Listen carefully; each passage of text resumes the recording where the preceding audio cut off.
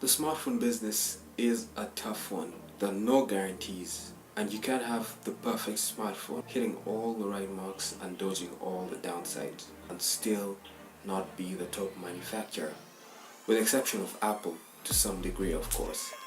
A while back, in what seems like an eternity now, LG was at the top of their game. They surprised the world with the G2, a device set to take on the likes of the Samsung Galaxy S4, and at the time offered a refreshing alternative to what was a Samsung dominated market.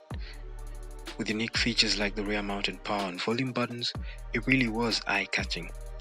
Later on that year, they wowed the world with the G Flex, a phone with a curved display, and the world responded accordingly. The next year, they followed up with the G3, a device that built on the G2 with a bigger screen, better camera, and an interesting back cover. The device was a hit. Sorry. And even the next year, they played the usual trick of one quirky new feature with the leather-backed G4. Earlier on in the next year, they made the successor to the G Flex with the same curved design as well as the self-healing skin, and all seemed to be going well. They were the company not afraid to try new things and take risks. But it was 2015 and the market had been steadily shifting to non-removable batteries to allow for better waterproofing. But just like the headphone jack and the notch, there were a lot of people complaining about the changes. Batteries weren't as good as they are today, and even worse, fast charging was still in its infancy. LG thought they could capitalize on this and be the people's hero by keeping the removable battery. But complaints were starting to surface. Their phones didn't feel as premium as the Samsung ones, as they were made of plastic. They needed to shift to a more premium material like metal and keep the removable battery. Talk about having your cake and eating it. The answer was modularity. Already a number of companies were experimenting with the idea. So the next month, LG came out with the G5, a device with the daunting task of solving all the problems and not having any downsides.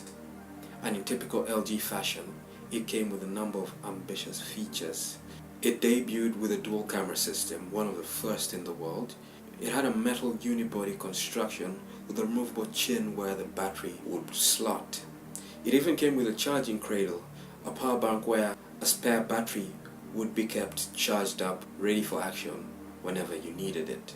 On paper, it really was the dream phone. But the reality was far from that. There were many questionable decisions made. Like, for example, LG decided to coat the phone in a primer which made it feel cheap and plasticky in an attempt to combat the slippery nature of metal backed phones. Then there was the battery capacity. It was smaller than the phone it replaced, which meant you really did need that second battery if you were to get through a full day of pretty average use. LG had taken too long to solve the removable battery problem, and people had started to come to terms with the built in battery. Even more than that, they were now slowly getting accustomed to water resistant devices. The trade off seemed worth it. Enthusiasts were gutted, but still rooting for LG, and that's all that it needed. As long as their loyal fan base was still behind them, they could still get back in the game. However, by the next release, things had changed. The world was introduced to the Google Pixel, the Android phone to take on the iPhone. It had a pure Android experience, guaranteed day one updates, and a camera that was arguably the best in the business. LG had just lost its crowd. And its South Korean competitor wasn't going to make things any easier, because the next year they decided to hoard all of the latest Qualcomm chips, the Snapdragon 835, for their own S8 flagship, which had to be perfect after an explosive Note 7 release. They needed redemption even more than LG did, and they had the power and the budget to do it. All this meant that LG either had to wait at the S8 launch or go first before Samsung cannibalized their sales.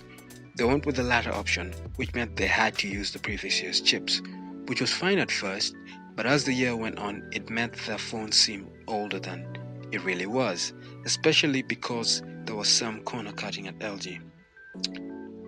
Their fate, it seems, was all but sealed. And even though they solved the issues by adding water resistance and other standard features, it was too late. The world had moved on.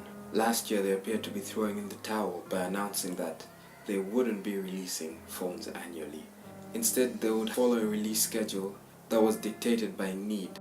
But that's just the smartphone business. LG's TV and home appliance business is still alive with the fire and daring attitude of the smartphone division in its prime. They still churn out crazy products like the screen-on-glass TV, the wallpaper TV, and now the rollable TV. And in the near future, there could be a transparent TV as well. I just hope this year though, they can borrow that flame and rekindle the fireplace at the smartphone division.